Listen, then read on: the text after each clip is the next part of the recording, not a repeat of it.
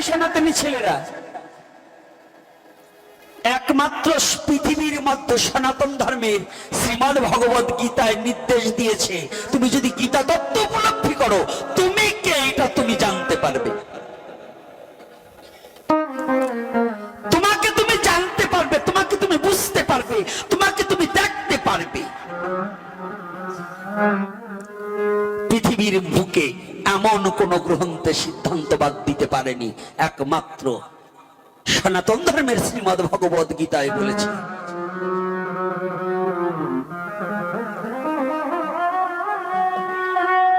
গীতা হচ্ছে দর্শন। সারা পৃথিবীতে যখন কোনো লেখাপড়া চালু ছিল না সনাতন ধর্মের, তখন গুরুকুল ব্যবস্থা ছিল। আদি শিক্ষিত জাতি হচ্ছে সনাতনী জাতি। এই পৃথিবীর মধ্যে আদি শিক্ষিত জাতি হচ্ছে সনাতনী জাতি। কিন্তু এই সনাতনী জাতি ঘুমিয়ে গেছে, ভুলে গেছে এদের অস্তিত্বের কথা। সিংহ যদি ছাগলের সাথে প্রতিপালিত হয়, একটা সিংহ শাবক যদি ছোটবেলায় ধরে এনে ছাগলের সাথে প্রতিপালন করা হয়, ওই সিংহের বীরত্ব, সিংহের ক্ষমতা, সিংহ আপনি আপনি ভুলে যাবে, ছাগলের মতোই চলাফেরা করে, করে কিনা? তদ্রূপ সনাতনী জাতি কুসংস্কারকে পেয়ে বহির্বিশ্বের বহিরাগত ধর্মের সেই আচরণটাকে মেনে নিয়ে আজ সনাতন ধর্মের যুব সমাজ ধ্বংসের পথে চলে গেছে। সনাতনীরা সনাতন ধর্মে কি আছে ঘুমিয়ে গেছে, বুঝতে জানে না, চিনতে জানে না। আর এই সনাতন ধর্মের অবক্ষয় ঘটেছে একটাই কারণ, যেদিন হইতে প্রাচীত্য দেশের প্রাচীত্য সংস্কৃতি সনাতন ধর্মের মধ্যে ঢুকে গিয়েছে, সেদিন হতে সনাতন জাতি অবক্ষয় শুরু হয়েছে।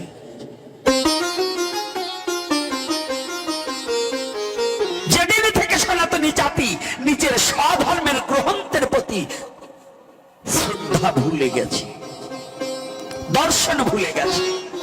সনাতন ধর্মকে বিশেষ করে জানতে হবে।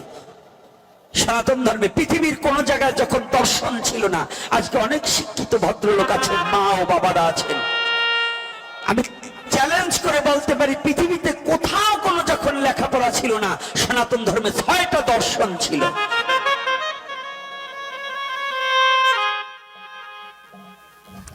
ছয়খানা দর্শন ছিল। বলতে পারবেন কয়জন ছেলেরা বলতে পারবে যে আমাদের 6টা দর্শনের নাম কি? আছেন? 6টা দর্শন কি?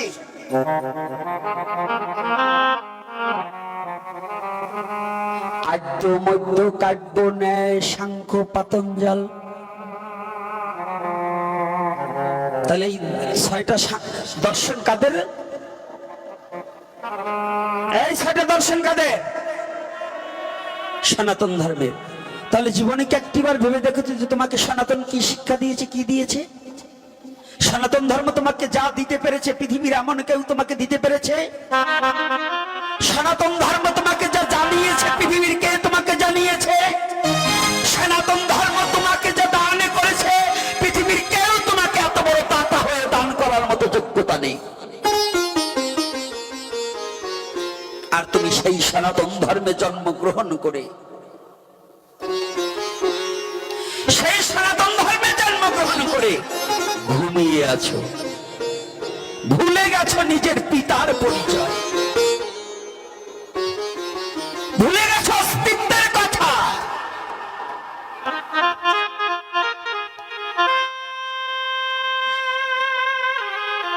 আজকে শ্রীমদ্ ভগবত গীতায় বলছে এই দেহটা হচ্ছে ক্ষেত্র। তো তুমি যদি তোমার দেহটাকে সম্বন্ধে জানো, তাহলে এই দেহটা পরিচালনাকারী কে? দেহকে জানলে তুমি দেহীকে জানবা। দেহ আর দেহী এক নয়। এক কি বাবা? গাড়ির ড্রাইভার আর বডিটা কি এক? আমার এই ছেলেটা আমাকে নিয়ে আসছে, ও আজকে ড্রাইভারিং করেছে, এখন ও নেমে গেছে, গাড়ি কিন্তু ওখানে পড়ে আছে, পড়ে আছে না? গাড়িটা কি এখন চলছে? চলবে না। তাহলে দেহ আর দেহি কিন্তু এক না। ভগবান বলছে বিশেষ করে জানো, জানার নাম হচ্ছে ক্ষেত্রজ্ঞ। তাহলে কি দেহটা আলাদা আর দেহি আলাদা? তাহলে দেহকে পঞ্চভৌতিক দেহ, দেহটা কিন্তু আমি নই, দেহটা আমি নই। এই যে কথা বলছি এটা কিন্তু আমার দেহ বলছে না। রাধে রাধে। এটা ফ্যান খাওয়া ব্রেনে তো ঢুকবে না গো। সনাতন ধর্ম ফ্যান খাওয়া ব্রেনে ঢুকবে না। সনাতন ধর্ম ঢুকাতে হলে ব্রেনের মধ্যে ঘি খেয়ে সাধনা করতে হবে। রাগ করছেন নাকি আপনারা? সনাতন ধর্মকে যদি বুঝতে হয়, হৃদয়ে ধারণ করতে হয়, তাহলে ফ্যান খাওয়া বেরেনি কখনো। ফ্যান চেনেন তো? হ্যাঁ, ভাতের মার, তাই তো? ও কত খাইছেন? জয় শ্রী রাধে রাধে। তাহলে এইবার কিন্তু ভালো করে বুঝবেন।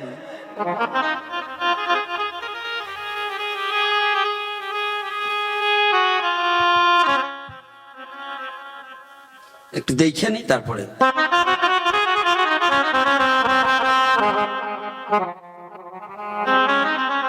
এক একটা করে দেখে দেখে এক একটা করে যত দিয়েছে চেষ্টা করব। দেখি বসে থাকবেন তো না? আবার আমার এই কথা শুনে আবার দৌড় মারবার ইচ্ছে করছে? হ্যাঁ বাবা, থাকবে তো দাঁড়িয়ে? আচ্ছা যাক, তোমরা থাকলেই আমি আছি। আচ্ছা, কি মায়ের আবার চলে যাবেন নাকি? আর সব চলে গেলে একজন থাকলেও হবে।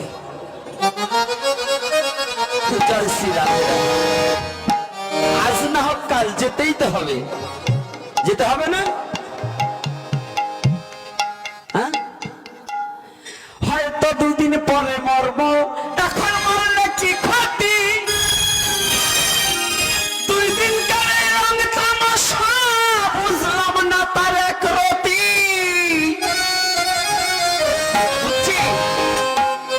আমি হয়তো দুদিন পরে মরবো, এখন মরলে কি ক্ষতি? ক্ষতি আছে নাকি? পরেও তো মারতে হবে। দুই দিনের রং তামাশা, বুঝলাম না তার এক রতি। আমার ঘরে রহন যেন কাল নাগিনী। মাগো দোষ বলবো না আজকে, বোঝে গা বাহার। আসুন আগে সনাতন ধর্মকে বুঝুন। আজকে হাস্য ছলে, গল্পের ছলে সনাতন ধর্ম কেমন ফলে এইটা আজকে বুঝাবো।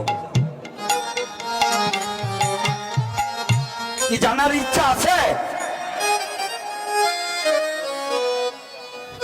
সাধুরে ফট করে উঠে আটা দিয়ে না, ওগো তারটার আছে বা সিঁড়ে ফেলেন না। এইবার দেখুন সনাতন ধর্ম কার কথা বলে। সনাতন ধর্ম কার কথা বলে? রাজনীতির কথা বলে? সনাতন ধর্ম কার কথা বলে? মানুষের কথা বলে। সনাতন ধর্ম মনুষ্যত্বের কথা বলে। সনাতন ধর্ম বেঁচে থাকার কথা বলে। সনাতন ধর্ম ভালোবাসার কথা বলে। সনাতন ধর্ম প্রেমের কথা বলে। সনাতন ধর্ম দয়ার কথা বলে। সনাতন ধর্ম করুণার কথা বলে।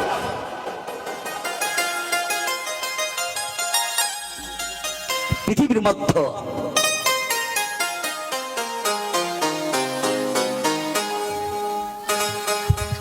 সনাতন ধর্মে একমাত্র দয়ার কথা, প্রেমের কথা, করুণার কথা, ভাবের কথা, ভালোবাসার কথা। এখানে শ্রীমদ ভগবদ গীতার উপরে আর এই ভাগবতের যে কথাটা বলেছি বিস্তৃত আর বাকি নেই। তাহলে এইবার কি বলছে? দেহ আর দেহি কিন্তু এক নয়। তাহলে দেহকে জানতে গেলে দেহিকে জানা হয়। যখন আমি বুঝতে পারবো এই দেহটা যিনি পরিচালনা করছেন তিনি হচ্ছেন দেহি, গাড়িটা যিনি চালাচ্ছে তাকে বলে ড্রাইভার। তাহলে ওই রোড দিয়ে যখন গাড়িটা চলে যায়, এখানে বসে শব্দ শোনা যায়, কিন্তু ড্রাইভারকে দেখা যায় না। যায় যখন ব্যক্তি হেঁটে গেল, সুন্দর একটা গাড়ি দেখতে পেল, কিন্তু ড্রাইভারকে দেখতে পায় না।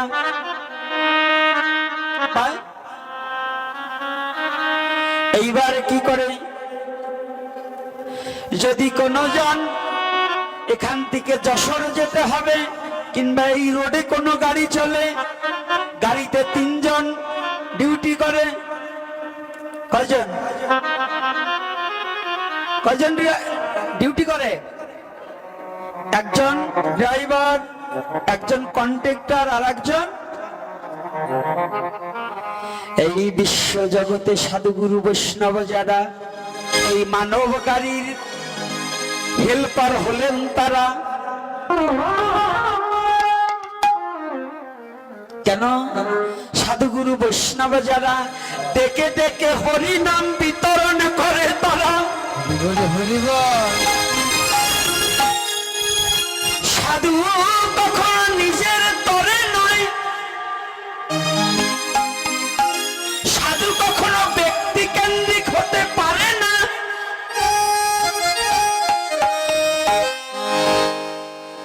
কি বলছে? হেল্পার যেমন ডেকে ডেকে গাড়িতে তুলে দেয়, এই বিশ্ব জগতে প্রকৃত সাধুগুরু বৈষ্ণব যারা আমার মতো অধম জীবকে তারা ডাকছে কি করে? কে কে নিবি আয় রে তোরা মধুর হরিনাম, কে কে নিবি আয় রে তোরা মধুর হরিনাম।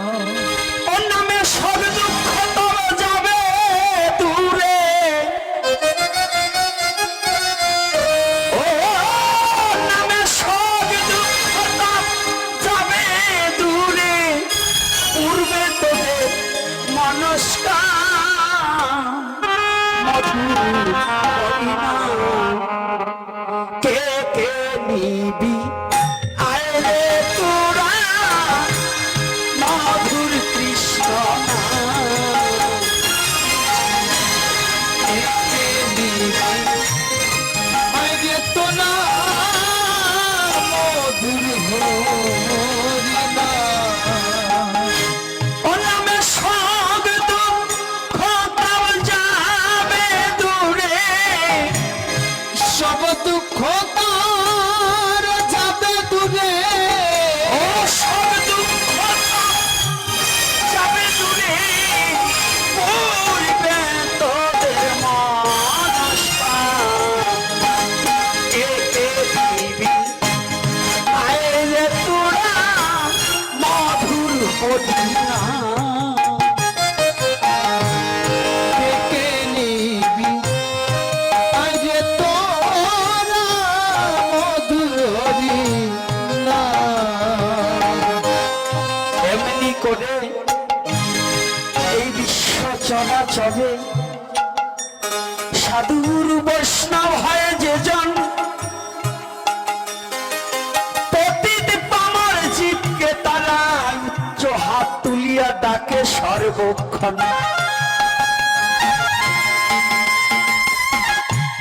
এহেন বিদ্যাকে দেখালো কিবা তাহার নাম, নদিয়ার মাঝে উদয় হয়েছে আমার গৌর গুণধাম।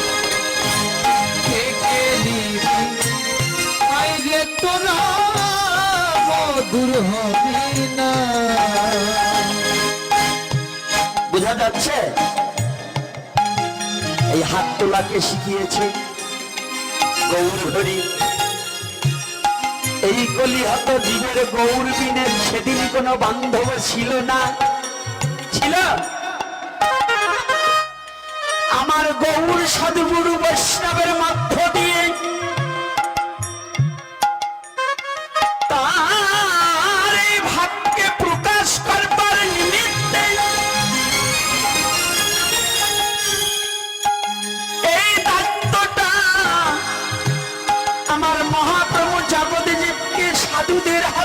বলে দিলেন তোমরা কি করবে? মহন্তের স্বভাব হয় তরাতে পামর, নিজ কার্য নাই তবু যায় পর ঘর।